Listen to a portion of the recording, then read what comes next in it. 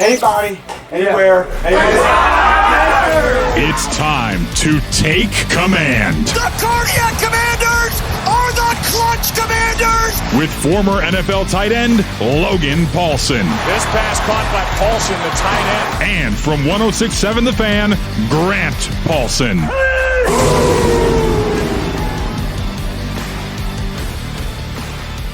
This is Take Command with the Paulsen boys.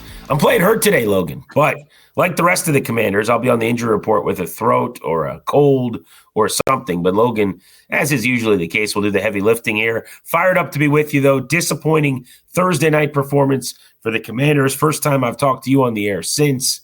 Did not go well. They are 1-1 through 2 games. Yeah, 1-1 through 2 games, and I think I said this on the postgame show. I think you got to give a lot of credit to Green Bay, and we're going to talk about why in more detail in a second. But you have games like this sometimes, and I know that's probably not what fans want to hear, but it's true. And I think the great thing, it's a long season. You get more opportunities to get it right. So we're going to kind of do a post-mortem and kind of give you as many answers as we can based on the tape, and then go from there. So Jeff Hafley, who's the D coordinator of the Packers, came from college at BC. And one of the things I was thinking about, and I think I maybe mentioned to you last week, was, is he going to have any more success defending Cliff Kingsbury and a lot of what Washington does based on his experience on Saturdays?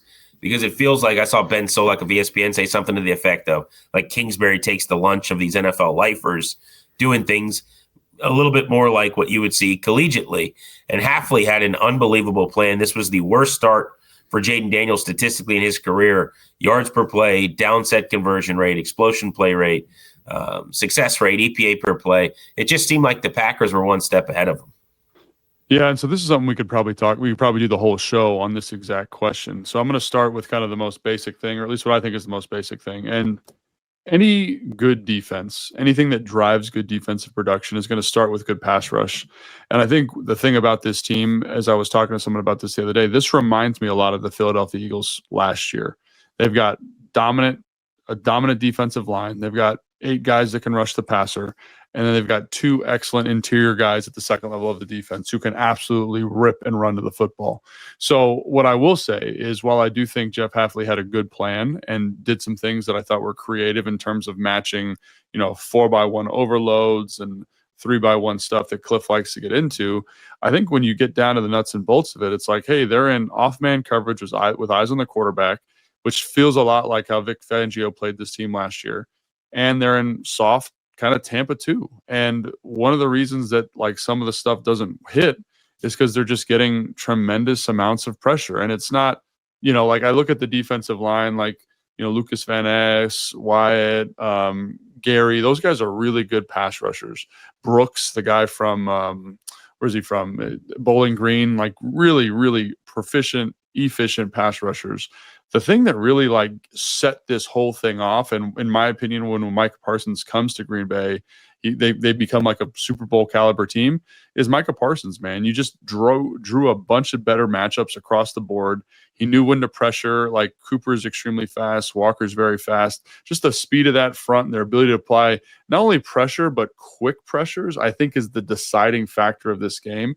And it's not like that's not like super insightful football analysis, but sometimes the lowest hanging fruit is the right answer. And I look at the way that they're able to rush the passer, consistently create quick wins, and then they have a guy at the linebacker level, much like Zach Bond, that can just run with Jayden Daniels. So you want to run a quarterback run, you're not getting anywhere. Like, both those guys are, one of them's Edgerrin Cooper is a 4.48 guy, and Walker's a 4.5 guy. And Jayden Daniels is fast, but those guys can absolutely scoot. And so when you have that ability to kind of create this halo around him and keep him in the pocket and keep him unsettled with his eyes on the rush as opposed to down the field, like, that's the difference. It's not like you're going to say, oh my gosh, like, look at this magic coverage structure that Hafley's playing. They're doing stuff that you've seen a bunch. It's just you can't get to the stuff that beats it because the rush is so efficient. Yeah, I also saw when I went back and watched, they were super creative with how they disguised some things.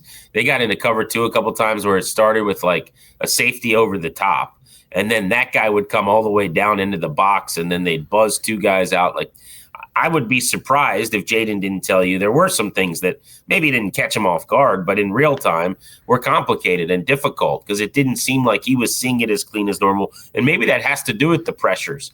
You talk about getting home. Jayden Daniels was pressured on 46% of dropbacks, highest percentage he's faced in 19 regular season games. So, whether it's Brady or Manning or anybody else, the games over the years in the playoffs or whatever where those guys really struggled, that's what it looked like, man. It was those guys not being comfortable. And then if you look at the pressures allowed, and PFF is just one data point. I'm not saying this is gospel. You could tell me if your eval matches any of this, but Micah Parsons had 8 by himself, but Josh Connerly allowed 9 pressures in this game. That's a really high number. Nick Allegretti 5, Biotish 2, Coleman 4, Tunsil 3. Like everybody kind of had a part, man. They were coming from everywhere. And some of that is, again, and we're going to talk about these pressures more specifically in a second, but generally, like sometimes pass protection's a funny thing because it's like, for example, some of the pressures that Connerly has, I think, are actually good pass protection reps.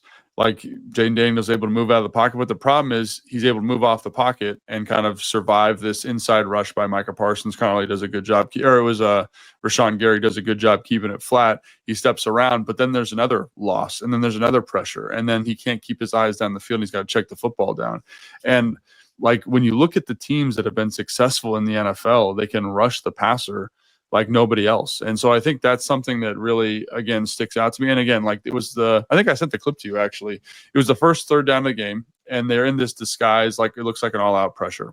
And they kind of roll to cover 2, like cover 2 invert, where the corners are playing the halves, the safety's playing the Tampa player. And they, versus Green Bay, did the same thing. So it's very obvious to me that Cliff knew that this was going to come, and Jade knew this was going to come. And so people say, well, Logan, how do you know? Well, the first play that they call in a third down situation is what I call a perfect Tampa 2 beater. You have the tight end sit down 10 yards over the ball. You have Terry McLaurin running like a post to kind of put that Tampa player in conflict. And then you have the 2 outside guys run hitches so that if the hook player squeezes to the sit, you can hit the hitch. The problem is it's going to be open. There's no doubt in my mind it's going to be open. You can hit the post. The Tampa players all over Zach Ertz. Like it's going to be a huge explosive play. The problem is you never get to it because the rush is so good. And so like when people talk about the rush and the coverage structure being timed up and really locked in, like this is what they're talking about. Like that should be an explosive play. But because the pressure's there so quickly, you can't manifest that. You can't get to that play. And so that's where it's like, were there some things that Halfley did that were good? Absolutely. Like, I think I sent you some of them actually. But one of the things that sticks out to me is like he could have put a brown paper bag back there, and he probably would have been okay to a certain extent because of how efficiently they were able to rush the passer.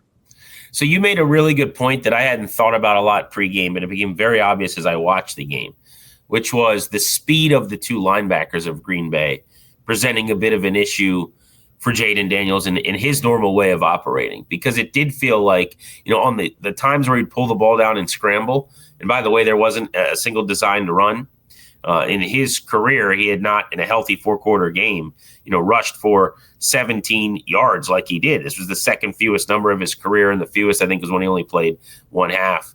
But I bring this up to say, he'd pull the ball down and get up the sideline, he'd get 5, 6, 7, he'd steal those yards and get you into these nice downs and distances.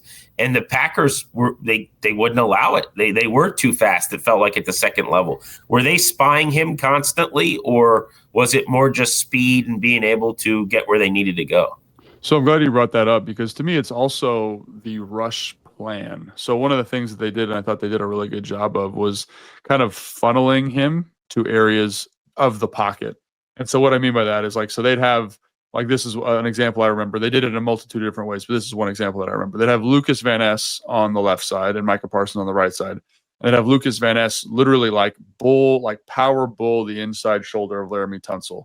So the pocket's collapsing tight from that side. Jayden steps around. Micah Parsons is coming on. He's feeling the pressure, and he sees grass. So it's like, oh, yeah, like I got room to run here. But then actually the backside 3 technique is looping to contain the rush, right? And so he's running into an unblocked player. That happened probably 2 or 3 times. And there's a couple times where they're bringing an A-gap pressure with Edgerrin Cooper, right? And so Are they spying him? No, but did they have a really good comprehensive rush plan to keep him in the pocket and kind of get him seeing fool's gold? Like there's a couple times in the 2-minute drive where it's like, stay in the pocket, throw this football, but there's grass in front of him, right? There's all this space. And you're like, oh my gosh, like if I'm him, I'm probably going to take this. But they're doing it on purpose to get you to step into a space where someone's coming to fit that you can't see. And so they did an excellent job of stuff like that. And maybe that's not a call that they have defensively, but it's something that they've built in terms of how they rush off of each other. And it was very cohesive. And if you look at the teams that he struggled to run against, right? Philadelphia Eagles being one of them, the Pittsburgh Steelers, they're teams that rush 4 really, really well. And I think to Hafley's credit, he did a great job of sprinkling in these 5-man pressures, these simulated pressures with these guys that are very, very fast, able to create quick pressures and that are tough one-on-one matchups for the running back. So I think it's a kind of a combination of things.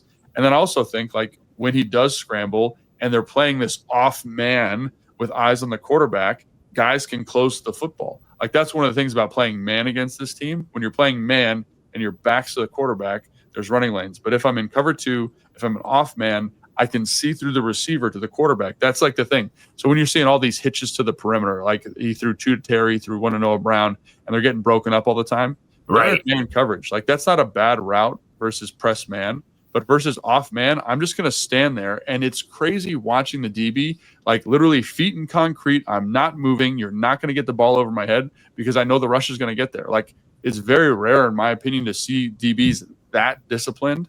But it makes sense because of how the rush is. So all of those factors to me. So just to clarify then, you're saying, because that was constantly a theme, I thought, all the underneath stuff coming back to him, hitches and little – bubble, the little stick routes and stuff. Basically, they don't have enough time to do anything long development. Correct. I don't have to play a deep ball here because everyone goes, why aren't they taking any shots? Well, it's because you can't hold up, basically. Yeah, and so I think then there was rhythms in the game where I thought Cliff was like, okay, like this is a good time to take a shot. And when you kind of set the shot up and you're looking to take this chunk, you're looking for a chunk play, it's like, no way we can get there. No way we can get there. Like there's just not enough time. And then there are times where you're like, oh, maybe the ball can get out. Maybe we can get the ball here. But it has to be like this Herculean effort by Jayden Daniels. There's a free runner coming right down the pipe. And it's like, how come we couldn't make that throw? It's like, dude, there's an unblocked 3 technique sprinting right down his face. He's trying to hit a dig in right behind that guy. Like there's very few people on the face of the planet that can make that throw. So here's the question then, I think, that if you're sitting at home, you're wondering right now. It's 19 games in for this regime, and this hasn't happened to this extent really yet, I would say. No. Is this oh my goodness, the Packers are going to be the best defense in the league? Now, they also shoved it on Detroit in week 1, who hung 50 yesterday and looked amazing in their game against a bad Chicago Bears defense. So it's very possibly just that the Packers are that good. Or is there some type of issue offensively here? Because it wasn't just this game, right? As productive as week 1 was, and they win by 15, you and I came on here, and they're a player or 2 away from 500 yards and 40 points. But we also saw that the Giants gave up 40 points this week, and that's not a particularly good defense, and yet Washington kind of scuffled at times. So how would you slice and dice that in terms of, okay, this was pretty ugly, but I've kind of dismissed it as I think the Packers defense is amazing. Washington didn't have the ramp up month that they wanted to, needed to. Maybe they'll do it differently next time, hopefully. Where are you at on all that? I think I'm probably in a similar boat. I think, and again, we'll see how the season progresses, right? But right now, Green Bay feels to me like the Philadelphia Eagles did last year, who was the best defense we'd seen since 2001 or whatever the heck that was with the Baltimore Ravens. Like that's kind of how it felt watching it. Now, things can change. Let's say you go up against the Philadelphia Eagles, the Green Bay Packers do, and they can just pass protect everybody, and Lane Johnson can lock down Micah Parsons. Maybe this feels different because you can get some of those things down the field over the top, but there's only one Lane Johnson in the NFL, right? So like this pressure that they're able to apply is going to be very comprehensive. And so what I'd say is, like, when you look at week 1, I think there's a lot of really strong things to take away offensively. The timing's good. There's some, a little bit accuracy is a little bit off in certain situations. They're not on the same page all the time, but I think on the whole, when you step back 1,000-foot view, and John Keim said this to me, and I think this is 100% spot on. If you took this game, the Green Bay game, and put it week 1 and put the Giants game week 2, you'd be like, oh my gosh, like they figured it out. Everything's fine. I think it's like when you kind of combine them in the order that they're in, then it makes it feel weird. But I think the Giants game, to me, was a very solid performance offensively. And again, like there's things to clean up, no doubt. But this feels more like the Green Bay game feels more like a credit to Green Bay as opposed to an indictment of the offensive structure here in Washington. So then the other question I think that can be asked is this possibly a blueprint, or is it one of those things where you go, yeah, right? Like I asked a buddy of mine who's a coach in the league, and I was like, hey, when you watch this, let me know. And they said, well, all you need is Micah Parsons, their defensive front, and like their linebackers. And then this is definitely your blueprint. Like that was kind of the zing they gave me.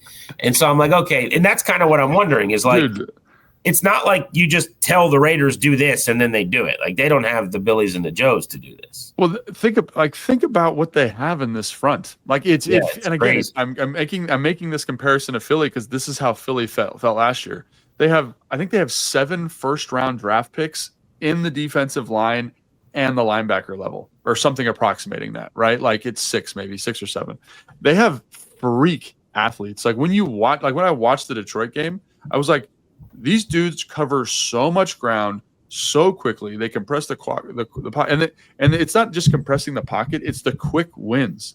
They have a bunch of guys in the front who can create quick wins, and I think that's yes, if you can do what Philly did last year, if you have a bunch of first-round draft picks who can rush the passer at a high level, you too can do what Green Bay did. If you hit on a bunch of draft picks that can rush the passer at a high level, like that's the thing is every defensive coordinator in America, like high school, college, NFL, they want to find 4 dudes who are absolute rabid dogs and can rush the passer at a high level because it clears everything up in the back end. It clears everything up. The problem is it's really hard to find that. And so that's why it felt like such a coup, honestly, when Micah Parsons leaves Dallas and goes to Green Bay, because it's like you get the second most dominant pass rusher in the NFL amongst this land of freaky, long, twitchy, fast guys. Right. And he's the thing that now puts them over the top. And so, yes, is there a blueprint?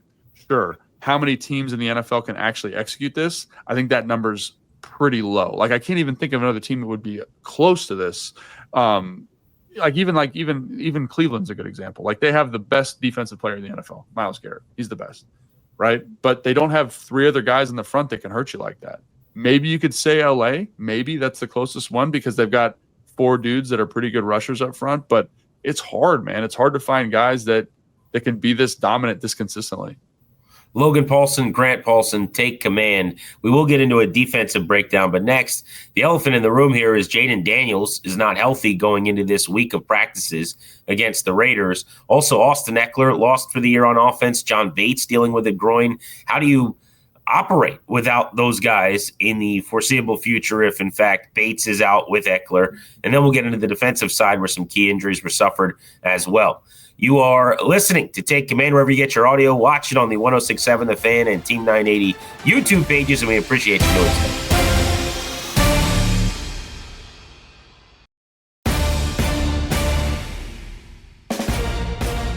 Welcome back. Take Command. He's Logan. I'm Grant. Thank you for making this program part of your regular viewing and listening. We give you 3 episodes a week. We do a breakdown after every game live on Sundays. We also give you a recap with Logan's film review, generally Monday, Tuesday, and then we give you a film preview based on what he sees on the tape from the upcoming opponent. So 3 times a week, we are going to be a mainstay for you in your feeds. Make sure you track us throughout the season. Logan, we'd be remiss if we didn't get into the Jayden Daniels injury. I didn't want to make this whole pod about that. And also, with good reason, we don't have a lot of information yet. What I do know is that he took an MRI. He was one of a half dozen players, I think, that was sent off for imaging after this game, and that there's some fear that he's not going to be able to practice throughout much of this week. There is a possibility he does not play this weekend. I mean, when you hear he comes out with a knee, he's got some bad swelling, he's getting imaging. Just as a player, does any part of you say, let's be extra careful here in week 3? Or is that too overstated? Is that I was here for 2012 and Robert Griffin in me that comes out and says, let's make sure this guy is 100% before he plays football again? Or are you okay with he's going to play at 85%? I asked this because he had a broken rib last year and he played through it. And looking back, I don't think he should have, for the record. I know he had the Hail Mary pass in that first game, but he was compromised. It was the 4 games all season where he wasn't really himself. But nobody said, no, you're not playing. And maybe it's a different thing than a knee. I get that. But I'm just wondering, there's still a lot of information we need. But in a world where he's not completely healthy, could you be okay with him kind of gutting through a minor knee injury? Yeah, I mean, it depends on what the injury is. I think that's the thing and we don't know, obviously. Like, I've seen some crazy stuff in the NFL, and I've seen quarterbacks play through crazy stuff, and they've been fine, and you would never know. Like, I've played through crazy stuff. Like, I've torn my MCL twice. What was the craziest thing you played through? I've torn my MCL twice. I did it once in 2013 and once in 2017. So grade 2 tear, and then they just tape it up and you take some pain medication and it heals up enough and you play, and it sucked and it hurt super bad. And but every week you do it and you get through it, and they give you some anti-inflammatories and you're like, here we go. So now, what's your logic on that? Is it just like, this is my job? Or in your case, is it like, I can't afford to not be out there because someone else takes my role? Like, what are you thinking when you do that? So I think this gets into more like what athlete psychology is, right? It's like the competitor in you, and I'm not trying to like hype myself up, but like it's you want to do it for the guys, you know what I mean? It's this weird psychology experiment when you're like, I don't want to let anybody down. Like, that's the funny psychology of being on a team, is like, I'm going to do everything I can to support the team, to help the team. And obviously, like, for me, there was also a little bit of like, I don't want to give anybody else this opportunity, because like, if I do, maybe I don't get my job back. So all that kind of pours in to the decision to kind of play and be really uncomfortable for, a big chunk of the year. And that sucks, but that's life. That's life. The in the good big thing city. is Jayden doesn't have to worry about the second part, right? Like, you can take a breather and you're not going to get Wally pipped by Marcus Mariota. Interestingly, by the way, his former team, the Raiders, where he played his best football post Tennessee, is next up on the schedule. And then after that, Atlanta, where he had the weird falling out and left the building. So those are the 2 teams looming here. Again, we don't have a whole lot of information, but I guess going back into Jayden, it sounds like for you, it's not a binary of like, okay, if you're not able to fully practice and you're not completely healthy, then we're going to wait. Because I agree. Like, I remember Drew Brees and different guys taping stuff up. What I've said in the past about Daniels, and I'm open to you blowing me out of the water and telling me I'm crazy, is when you're one of the leading rushing quarterbacks in the league, when you haven't, he's pretty good at avoiding big hits, but he also takes some huge shots. We saw him land on his head at one point in this Packers game. Like, I do have to protect those guys differently. And maybe I'm flawed because of what my lived experiences, right? I covered the Shanahan Redskins, but when you run around as much as he does, when your secret sauce is being able to get out of the pocket, that's going to be baked into my thinking. You tell me what you think about that. Yeah. So what I would say is that's totally reasonable. That's totally reasonable to let that past experience inform this current situation. But also, like, what is the injury? How's the athlete handling the pain or the discomfort of the injury? Like, does it hamper him? Does it hinder him? Maybe, like, I've played with dudes who've had like crazy bone bruises and it showed up on the MRI and they're like, you're going to miss 3 weeks. And they'll practice in 2 days and it doesn't really bother them as much as the doctor thinks it should. And they're ready to go and they look great. And again, it's different for different positions. Like, offensive linemen will play with pretty much anything, but receivers, because they're kind of these fine-tuned machines, it becomes a little bit more impactful. So again, I think as we get more information about the injury, like, we can kind of assess like what's going on here. But really, like, some of the best trainers I ever had were like, how do you feel? How do you feel about what's going on? Like, what's going on with the knee or the ankle or whatever. Then you can run. We'll go watch you run. We'll go watch you do your drops. Does it bother you? The answer is no. Okay, we'll do a little bit more tomorrow and see how it goes. So I think it's a fluid situation. We'll see what happens. And again, like, it's with him, because of how much efficiency he gets out of like walkthroughs and the VR stuff, I'd probably be okay if he didn't practice a ton and you still played in the game. But we'll see. We'll assess the injury. We'll see where he's at. And the guys in the building will make a great decision about his, not only about this week, but about the future of his career as well. So to me, this is like, until we get more information about the injury, let's figure it out and go from there. The Bears game last year after the broken rib was the first game after, and he played in that game despite almost no practice time, if you remember, to your point. So that informs somewhat on what they think he might be capable of in the way of getting enough of those mental reps to play in a game, even if you're not able to get on the grass, which I find interesting. But yeah, I know we don't have enough information. That's why I wanted to more philosophically tap into your expertise on every case is different. Yeah. That goes without saying. But my point is, it's week 3. It's a team flying cross country who played on Monday Night Football, and you're coming off not having played on Thursday. There's never been a bigger rest advantage in the history of football than this game. And I think that's a really big deal.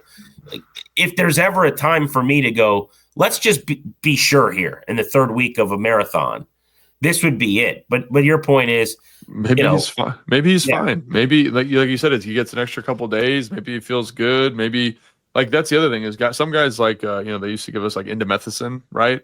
And I remember with the MCL, that was just a bunch of syllables. Was that a word you just said? What was it? Indomethacin. Yeah, it's like an anti-inflammatory. Okay. And so you'd be like, okay, well, I'm gonna take my indomethacin, and one of my craziest stories. This is one of my craziest injury stories. So I sprained my AC joint in my right shoulder, my left shoulder. And so that's when the AC joint is just off, boom. And you get all this inflammation. It hurts like hell. I couldn't sleep. I couldn't even pick my arm up. This is it would just hang dead at my side. I couldn't lift it up. So I go in, I'm doing all this treatment, and they had this, I had to someone had to help me lift my arm up. And I'm like, man, there's no way, absolutely no way I can play in this game. And that was on Monday. And then I'm in the building all day. Eventually I got it so I could kind of lift it off my hip. I could put my hand in my pocket kind of deal, but it hurt like hell. So all right, well, let's get you a Toradol shot real quick. So I went in there, got a Toradol shot, and I'll be damned if the next day I couldn't put my hand above my head and do the whole thing. You know what I mean? So there's some pretty sick medications and anti-inflammatories they can give you. And these training staffs are smart, man. They're really good. They're really locked in. They know athletes. And so that's where it's until we know the actual injury, because I've seen dudes play with the craziest stuff. The guy I played with had a broken leg, for crying out loud. You know what I'm saying? It's just London Fletcher his ankle didn't work for a full season, and he didn't miss a game. You know what I mean? It's you can do stuff. It just depends on the athlete, the pain tolerance, and what the training staff thinks they can tolerate. So as we get reports in the week, and maybe in the show we do later in the week, we'll have more information, give you a better idea of what we actually think is going to happen. But as of right now, because they're keeping it so vague, and because again, I've seen the craziest stuff. I've seen dudes come off the field with a back injury, not be able to literally walk, and then they play the next Sunday. It's just there. I tell this story all the time. Trent Williams, multiple times when I covered the team, could not walk on Wednesday.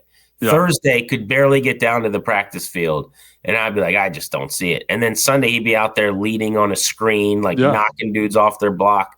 And I'm like, this is not a person. This is not a human being. It's a different kind of deal, man. It is. And there's magical potions for sure. There's probably another conversation to have on those at some point, but we don't need to do that on Take Command today. Similarly, actually, and this is not always that I can relate with you guys, but sometimes I'll get out of my bed in the morning and I'll feel something, and then I'll take Tylenol, and it's gone. I'll be damned if I'm not able to get through the radio show. You know what I'm saying? And so I'm done with the show, and I come home, and my wife's like, you should fight crime. She's just so blown away and just looks at me lovingly. By the physical courage. And that's really what it is. Honestly, guys, it's physical courage is what it is. Me being here right now with a sore throat, honestly, hockey guy, physical courage. So Logan's stories are cool and all, but just a little respect, please. All right. Here's something we do know about. Austin Ekeler is out for the season. What a disastrous, devastating thing for him. What a good dude. He's on my show, Grant and Danny, on 106.7 The Fan every Tuesday at 5 p.m. So I've gotten to know him very well. This is a total bummer. And it's non-contact, and it's prototypical Achilles. It's one of those things where I'm not a doctor, so I'm not going hard in the paint right after, but everybody knew exactly what happened. And then you can see him on the bench, and he's saying he's done, and it's terrible. If you have a thought on him, that's fine. But I guess my question is, to keep it moving here, sadly. Like, now what? I mean, how does this shift things? He somehow inexplicably doubled up Bill in carries this past week. Like, how do they go about the running back room now? Yeah, so first off, like, heart goes out to Austin Ekeler. Like, that's just a tough injury at this point in his career. Like, that's a tough way to, I don't know, man. Like, that's one of those things that, like, I lose sleep about. Like, I'm a personal trainer on the side and I do some rehabs, and it's just a tough injury to navigate and deal with. So, hearts and prayers go out to him and his family, and hopefully, he gets some good out of it in terms of spending time with his wife and things like that. But in terms of replacing him, I think, what I would say is, like, you've built this running back room in a way, or Adams built the room in a way where you can replace him relatively easily. Like, Jeremy McNichols is a very proficient third down pass protector. I think when you look at Bill in terms of his first and second down runs, even in the Green Bay game against that dominant front, like, he was very efficient. Then you watch him against the New York Giants, and then you say, oh, well, what do we do for depth? And you have Chris Rodriguez, who's sitting right there for you, who had a great preseason, great offseason, OTA, minicamp, training camp period. And you say, wow, like, we're actually in a pretty decent spot to offset this injury. Now, obviously, you can't replace him completely because of his dynamism, because of his explosiveness, because of his physical tools that he brought and his experience. And you're going to be dealing with that, like, with some of these younger players. But I think with McNichols, like, people forget he's a 10-year NFL vet. So when you say, oh, like, can we put someone in on third down who's seen a lot of pressures? Absolutely. He's right there. He's in the building. You love him. He's physically tough. He's physically competitive. Let's give him those opportunities. Now, I think you got to be smart about how you divvy up those opportunities and who gets what and how you want to utilize that group. And there is a special teams component to this as well if McNichols is playing more. But I think you can offset this relatively easily. And again, you can't fully replace, but you can offset the injury pretty straightforward. So you mentioned that you liked what you saw from Krosky Merritt. I did as well. I'm never going to scream about they should have run the ball more when they can't run the ball effectively. Yeah, this is very off brand for you right now. It's just, well, I'm not that guy. I want to throw the football every single down. But I found it odd that he only got 4 carries. And what I mean by that is, I don't need you to run the ball more. I need him to get more of the differentiation of the attempts. Now, I get that there's certain looks and Eckler's in the gun or whatever we're doing here, but coming off of the week 1 performance where he's number 2 in the league in rushing yards over expected per attempt, where, forget the nerd numbers, like, watch that tape. It was freaking awesome. I can't leave Green Bay with him in a game that was a 1-possession game in the fourth quarter, touching the ball 4 times. Sorry, I can't do that.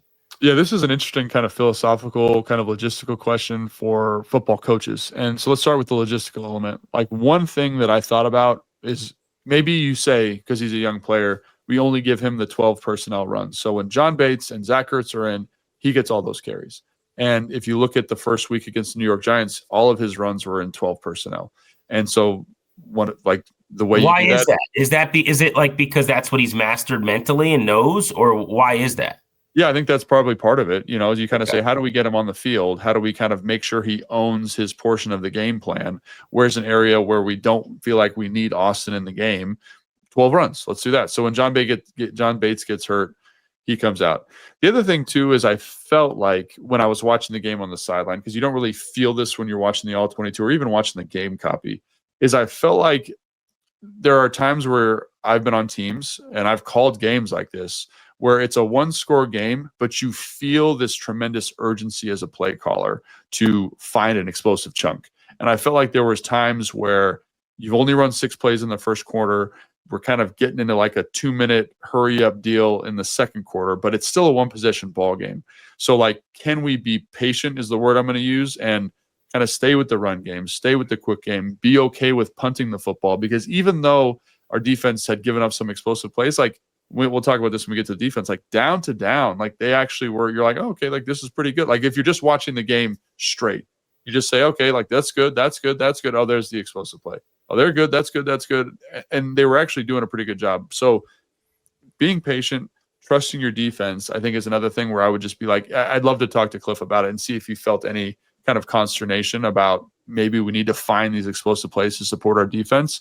And maybe that's why Bill wasn't getting the touches, but it could be either one. And there's no way to know because they're not going to tell us. But I think I felt some of that on the sideline. And again, like, I felt it as a player. I've seen other coordinators feel it. And it's just kind of reminding yourself that we're not in a rush because it's still a 1-possession ball game.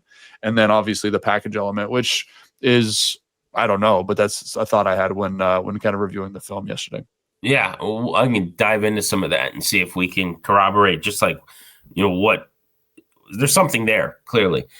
Real quick, I want to ask you about Josh Connerly, and I think this ties into maybe John Bates, who left with an injury. He's got a groin. Again, don't want to speculate, but leaves immediately, and sometimes that can linger for a couple of weeks. He's such an underrated part of this team. Like, they immediately paid him $7 million a year, 3-year deal, kept him around. Dan Quinn has basically referenced him as one of his favorite guys on the team, this summer. They clearly love him, and a big reason why is he's one of the better blocking tight ends in the league. But while I'm still very high on Josh Connerly long-term this season, here's kind of where I'm at, and you tell me what I'm missing. First few days of training camp, I thought Josh Connerly struggled immensely. And I was thinking, I can't have him start every day against the Giants probably, or every play against the Giants. By the end of training camp, I was sold on him. I was like, and in preseason games, I was like, okay, I'm pretty much all in on Connerly starting against the Giants. The first 2 games, though, have looked to me more like the early part of camp where it's been a struggle. And I think a lot of it is matchup. It's brutal, dude. You get Brian Burns, almost 70 snaps, 70 pressures last year. You get Micah Parsons, who you talked about being this world eater. Now you deal with Max Crosby. You could not design a worse situation for a debuting tackle on a different side than he's always played, like learning a new thing. So I still love him long-term, the athleticism, the footwork. I think he's going to be a beast. But right now I'm nervous enough that I would actually consider playing Wiley this week against the Raiders with Crosby coming to town. Yeah, I mean, I think so. Everyone looks at, what is it, 5 pressures? How many pressures do they have? 9, something like that. He gave up 9 pressures in this game. Yeah. And I think Kedrick Golston on the post-game review had a really good way of putting it. It's like sometimes you're watching a guy and you're like, that ain't it. We cannot, this is not sustainable. It's just down to down, not good. There's not a competitive element. Whether it's mentally or physically, a great example is the kid from the New York Giants yesterday. Yeah, who just had a total meltdown, total meltdown. What are we doing, right? Just. And by the way, everyone's seen one of these games where a tackle gives up 5 sacks or something, and it just looks like, I'm not saying they don't in the real life, but in that moment they don't belong. This is unsustainable. And that, if you're getting to that was not this, I agree with that. Yeah, and so my point is this is you're going through his plays, and it's a tough sport, it's a tough job, but there are times where I'm like, damn, that's a really good rep against Micah Parsons. You kind of stoned him there, or Rashawn Gary, way to sit that bull, and you're kind of like, that's what I'm seeing from him, and so I think there's enough good and enough positive and enough competitive confidence. That's the thing. There's enough competitive confidence in him that I'm like, I want to see him go. I want to see him. And you're going to have to deal with the lumps and the bumps along the way. But I think he's done enough good stuff on the tape that you say we can win with this guy. And I think with tackles, you want to get them a lot of experience as long as it's not deleterious to their long-term development. So a good example is people with quarterbacks, you don't I don't know if anybody watched the Monday night game last night versus Minnesota versus Atlanta, where JJ McCarthy's just getting shelled. And you're kind of like, well, maybe this isn't good for him long-term to be in this situation, just getting rocked by the Atlanta Falcons defense. If that was the same thing can be true for offensive linemen. So if he does go out and gives up 5 sacks and looks totally outmatched, that's one thing. But I didn't feel that from watching the film. And again, he's going to make mistakes, and Micah Parsons somehow voodoo gets off faster than everybody on the offensive line. That's a tough down. That's a tough out. A lot of tackles who play Micah Parsons look like that. You know who looked like that last week a little bit was Penei Sewell, who's one of the best right tackles in football. Yeah. So, and the thing about Penei Sewell is I felt like they did a really good job of making sure he didn't have to deal with 50-something dropbacks, right? And I think the structure of this game, he's in a lot of obvious passing situations. It's a tough deal. And again, that's a tough job, tough situation, and I felt like he didn't shy away from it. So I'm going to stick with him. Now, if Wiley played this week, would it surprise me? Probably not. But I do think I think there's a lot of good from his play, and there's a lot of reasons to be optimistic about him moving forward. And it's like you articulated that extremely well. Is it going to be perfect all the time? No. But are we seeing enough positive trends? And I would argue yes. Yeah, if you look at pressures right now given up in the NFL, 11 by Connerly through 2 games is the most in the sport, but that doesn't tell the whole story. And that's why I love this pod, and I love Logan's ability to watch it back and say, hey, that's, you can say that you did an okay job there. That's a pressure, but Cliff's not going to show that tape and go, this is an L. They're giving you maybe a plus on that play. I also, it really is matchup dependent for me in a sense, in the way of, if you would say, who are the three, like, here's your schedule. Who are the three guys that you don't want Connerly playing in the first 3 weeks? It might be these three dudes. You know what I'm saying? So Miles Garrett would be the other one. Yeah, but yeah, it's. Do they play the Browns? I don't know. No, I'm saying, like, if I was to I'm saying row, knowing like, Washington's 17-game schedule. Yeah, like, I'm like, okay, let's not open with my, like Micah Parsons and world-eating space vulture Max Crosby, who's a maniac, crazy person. Right. Who, like, if you see that guy in an alley, run the other way. This is not what I would sign up for in any way. So it really is, and I think I would say that to him. And I just don't know if this is how it works, like behind the scenes in the, in the world that you live in. If I can go to him and be like, hey, bro, we're gonna reset you. It's a 1 week thing. You're kick some ass in practice. Like, we love you. We like where you're at. We're just going to get to work, and let's get ready for the Falcons. Oh, by the way, who destroyed the Minnesota front last night and who drafted 2 dudes in the first round. They've been the worst pass rushing team in the league for 5 years running, and all of a sudden now it looks like they can get to the quarterback a little bit. Yeah, no, I think that's – I don't know. I don't know if – it's always tough when you got to deal with a guy's minutes, because even though you can go to him and be like, hey, man, like, it's not you, it's me. It's like the kid's always going to be like, it's me, obviously. Or else. Well, how about the Giant? You mentioned the Giants kid. Did you see his reaction when he got benched? Lost his mind. I mean, he just wanted to throw people into the stands. But I was like, there's no way you can be having this reaction rationally. Hudson, right? I was like, that was one of the worst opening series, and again, I've had some rough opening series. I had the first penalty of 2017 right against the Eagles when I was in Atlanta. Like, I've done some bad stuff on an opening drive, but that was the most meltdown of meltdowns I've ever seen. And you're like mad you're getting benched. It's like, bro, you had 2 personal fouls, 2 false starts, you negated a bunch of explosive plays. Like, come on, let's like take a breath. You got to wear that one a little bit. Yeah, like you messed that one up. Let's get back in the saddle here. So just a little bit. You got to wear this one for. No, he just wants to bust Brian Daboll's skull. And, by the way, it seemed like every coach on the sideline looked exactly like Brian Daboll, which was weird. Like, they were all just like bald guys with beards. I was like, yeah, they've got a look there apparently. All right, we got to get into the defensive side of the ball, Logan. Before we get out of here, it is Take Command. He's Logan. I'm Grant. The Paulsen, 106.7 The Fan, and the Team 98.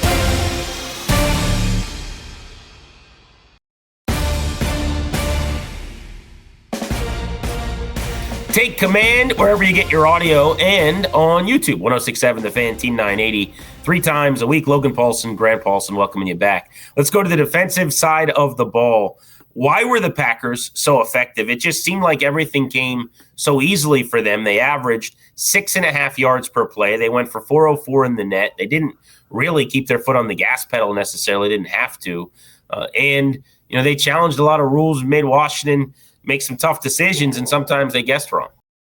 No, I think that's a perfect way to characterize it, because I think I went back and watched it, and you kind of watch the pass stuff, and then you watch the rushing attack, and you're like, man, they actually played pretty physically. Like, they played that quote unquote like commander style of football. It just felt fast, it felt physical, it felt downhill. But in the same breath, like when you go watch the pass stuff, you're like, man, they're really testing a lot of rules for these defenders and kind of putting them in conflict based on kind of, motions and pre-snap shifts and backfield action. And, one of the things that you hear about in coverage structure when you're teaching it is like, especially if you're playing some type of match or some type of man, it's like, I have number 2 if he's going vertical, right? But if I motion to a bunch and they kind of spray release that thing, I have to really be on my P's and Q's with my eye discipline about who the true number 2 is, right? So I think there was a lot of that stuff. Like we're going to talk about Marshawn here in a second. Like, I'd love to deal with some of that, because I think his game kind of embodies some of the difficulties that the team experienced. But I think there was a lot of stuff that Matt LaFleur did well to put this defense in conflict in terms of eye discipline and run fits, and that paid dividends for them in terms of offensive efficiency. And I got to give credit to Green Bay here too, because I think this is not the team you want to play on a short week. They're a fast, physical defense. They can rush the passer, and offensively, all those guys have been in the same system now for 4 years, and they all know it really well. You can get really complicated installs in. Like, I remember thinking on the opening drive, they had probably 3 or 4, Jordan Love, check with me, tap the helmet situations, and I was like, man, that's tough to put in on a short week. But then I said that to Fletch, and Fletch was like, think about how long they've been in this offensive system. Like, they can probably do some really complicated stuff because they've all lived in it for a long time. And I felt like, watching it, I think you felt that in terms of their offensive execution. One of the things that's come up about the Packers just having the Commanders' number, and it seemed like Washington got outcoached and outplayed, is maybe the LaFleur-Quinn matchup. I think a lot of people think about the playoff game, where if you remember, Green Bay hung just about 50 on the Cowboys, scored 48. But there is this track record now of Green Bay having a lot of success against Dallas. When you go back through and you look at it, I don't think they've lost to Dallas at any point in the last 5 games, including that playoff game. And in the LaFleur era, he played or coached under Dan Quinn. He was, in the offensive staff with Kyle Shanahan with you in Atlanta. Is there something to that where to say he's got his numbers maybe overstated, but that he knows what Dan wants to do and is just one step ahead of him?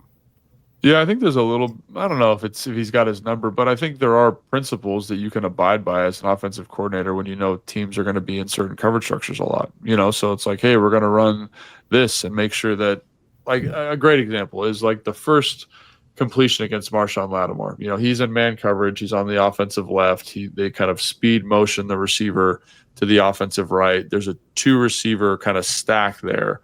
Those guys push vertical. Marshawn's got to go over the top, and then he just runs it out. And people are like, well, Marshawn should make that play. He should just run over the top. But I've seen them also run that same motion, and those guys push vertical, and then the guy runs like a little, like he's running out, and then runs an angle back across, and then catches a touchdown because he goes in. So it just puts, if you're in man coverage, getting into bunches and stacks off of motion is going to put you in conflict, right? And so, like, what does Joe want to do? He wants to play a lot of man coverage. And so these are the types of things teams are going to do to disrupt the man coverage rules of the Commanders. When you're in a situation where they were running Lattimore across the whole formation, he was kind of trailing his guy. And then, as you said, they're running those outbreakers. He had no chance.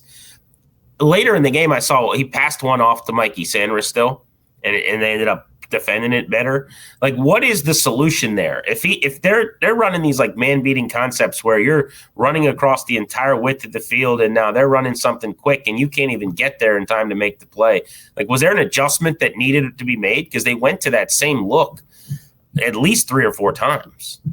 Yeah, I think there are different ways. Like, so most teams have different versions of man. They have ones where you're going to bump it, ones where you're going to pass it. They have different rules when you get to a bunch. And I think that's the other thing is, like, I think the bunch rules this year for the team have actually been pretty good, like in terms of man coverage, at least through the New York Giants game and through the training camp.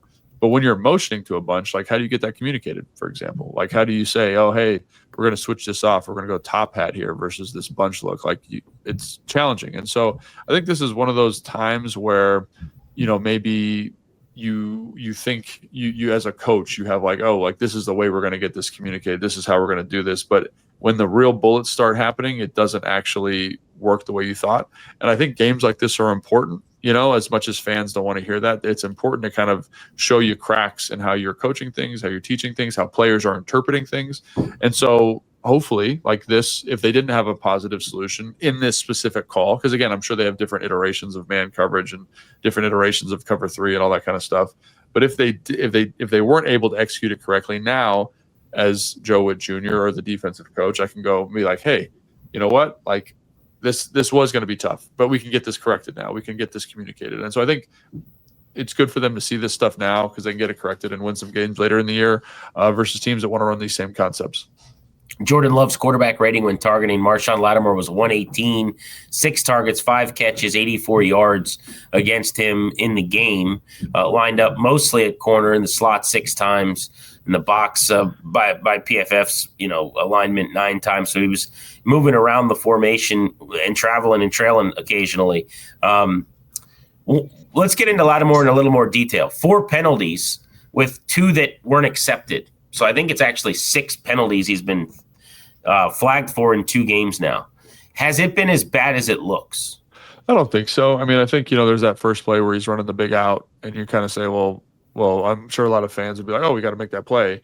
But that's an impossible play. Like, there's no way he can make that. Then there's another play where they run a little play action, dink and duck. It looks to me like he's in quarters coverage. There should be a flat player underneath that, and there's nobody there because of the run action. It's kind of pulled everybody up. He gets a PI, I think, on the next one. But that's kind of who he is. Like, when he's in press man, he's going to use his hands. He's going to be physical. He's going to demand that the ref make a call. And that's kind of the style of player that he is. So, like, I think that's kind of, when you brought him in, that's like who he is. And you can kind of coach that out of him a little bit, but I think that's ultimately who he wants to be. And then there's the go ball down the sideline where, to me, that looks like a little bit of offensive pass interference late in the down. The guy pushes off, kind of a big push off, and he makes that great catch, toe tapping down the sideline. So, and then there's the next play, which is a straight man beater where the tight end's running a corner, his receiver's running a shallow cross, and the tight end is mirroring Marshawn's velocity. So I've actually run this route before with Kyle, and before we used to be able to just go block him, but now they've changed the offensive PI rules. So you just kind of run, and as he tries to run over the top, you accelerate, and you're not even really running a route. You're just kind of running at an angle to make him slow down. And so, like, on that specific play, if we're not going to exchange responsibilities, like, my job as the tight end is to make it impossible for you to cover your guy. And so he's going to be wide open. And Marshawn does a good job getting there late, making the tackle. But I look at those plays and I'm like, how many of them are actually his fault? He makes a PBU later on a ball down the field. And when you look at the film, you're like, man, like, he's put in conflict in the man beating situations. I think his post-game interview, he said, like, they just ran a bunch of man beating concepts, which is true, right? Or, hey, I'm in quarters, I don't have a flat player, like, I can't make a play on this out. Like, that is also true. And I think it's important for fans to remember, and just viewers and observers of football, that not every coverage takes away every single route. There are holes. And if you have the right call, like, there's no way he can cover it. So, like, are there areas he could get better? Sure. And I'm sure he would tell you the same thing. Like, I need to be a little bit less handsy in man-to-man coverage. Need to watch the penalties. I think that's 100% reasonable. But again, like, that's kind of how he plays. And some of these looks in this game were going to be very, very challenging for him to win in terms of how the defense was called. So 2 more quick things then on the defense before we get out of here. The first is the tight end Tucker Kraft was uncoverable. When you watched back, what did you see? I mean, that guy went 6 for 124 and a touchdown, had a 57-yard catch and run. Who's at fault on some of the coverage stuff against the tight end? So it's funny, like, I was actually talking to Kyle about this the other day in terms of, like, some of the slam flat stuff, and we used to call that play boot when I was with Kyle. And I remember in 2013 when he put it in, and it was basically because, like, you'd get these teams that play, like, aggressive man coverage, and the safety is the C-gap run fit player. It was actually put in versus teams that play a lot of quarters, right? Because, like, the safety's fitting inside the 9 technique. So if I'm the tight end on the left, there's a guy going to be on my outside shoulder. That's the 9 technique. If I block out, that safety has to fit the C gap, which is my inside shoulder, my right shoulder. And so what you do is you block the 9, right? That guy's got me in man-to-man coverage. He would lose eyes on me because he's got to make the tackle on the back, and then I would just slip out to the flat. So he had 2 catches on that, and that's just a really tough look. And so people say, like, I always used to have this conversation with coaches, is like, why would you ever play a 6 technique? So someone head over the tight end, because as a tight end, it gives me all the advantage. Like, I can reach you, I can cut you off. It really doesn't give the defensive player an advantage. But it's for stuff like this. Like, if I play a 6, then now the safety can keep eyes on me. He's the force player. They made that change later in the game, right? The other catch that he had, the long kind of seam down the middle of the field, like, you can tell there's a coverage bust there. And I think I know who's responsible, but I'm not going to put that name out there. Just they're motioning to a 4x1. Number 1, the player takes number 1. Number 2 goes up the seam.